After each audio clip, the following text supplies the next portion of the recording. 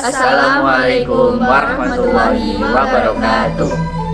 Di sini kami dari kelompok 7 akan menceritakan sejarah tentang Perang Bali I. Sebelumnya, perkenalkan anggota kelompok kami. Perkenalkan, nama saya Enur Sukna Clarista, nomor absen 5 dari kelas 11 4.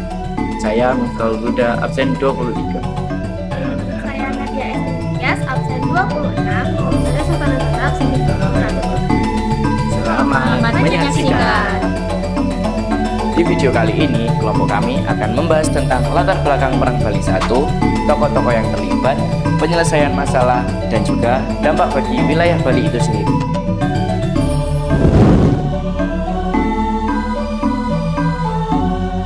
Apakah kalian tahu sebuah tradisi adat Bali yang bernama Hak Tawan Karang pernah menjadi pemicu pecahnya perang besar melawan Belanda? Bagaimana faktanya? Yuk simak penjelasan dari kelompok kami. Nah, Hak Tawan Karang sendiri ialah suatu tradisi di mana kapal yang karang di pesisir Bali beserta isinya akan menjadi milik raja setempat. Nah, aturan ini sudah lama berlaku, namun pihak Belanda menolaknya. Hingga pada akhirnya ketegangan memuncak ketika dua kapal Belanda karam di Laut Bali dan diambil kerajaan Buleleng sesuai aturan adat. Pihak Belanda tentunya tidak terima dan menuntut ganti rugi, tetapi Raja Buleleng menolaknya. Akhirnya pada tahun 1846, Belanda mengirim ekspedisi militer ke Bali.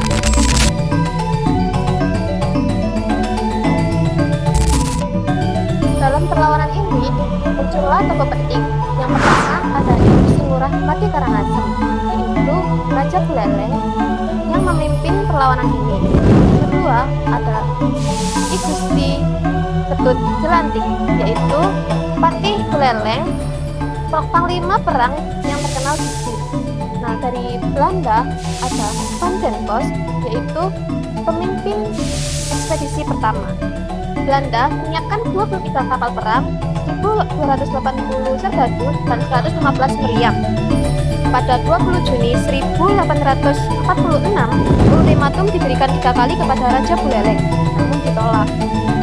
Perang pun pecah, sekitar 10.000 prajurit Bali bertempur mempertahankan tanah air.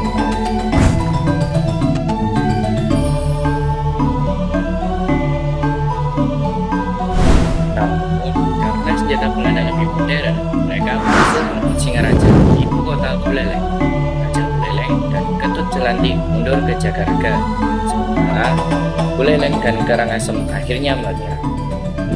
Dari penyerahan itu, lahir perjanjian baru yang mengizinkan Belanda membangun benteng di Buleleng sebagai tanda kekuasaan mereka.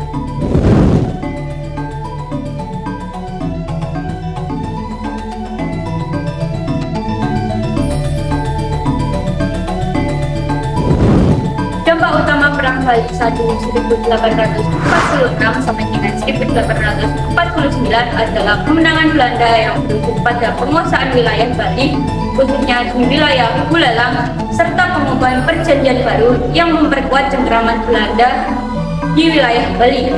Selain itu, Perang Bali I juga berdampak pada politik dan juga wilayah, seperti penyerahan kerajaan, pembentukan benteng Belanda, dan juga melemahnya kekuasaan raja-raja yang ada di Bali. Dan juga ada dampak ekonomi seperti monopoli perdagangan Belanda dan penghapusan Hak Tawan Karang.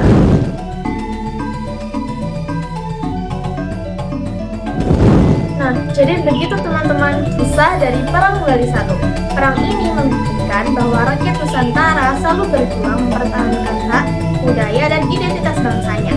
Semoga cerita ini bermanfaat. Terima kasih sudah menonton.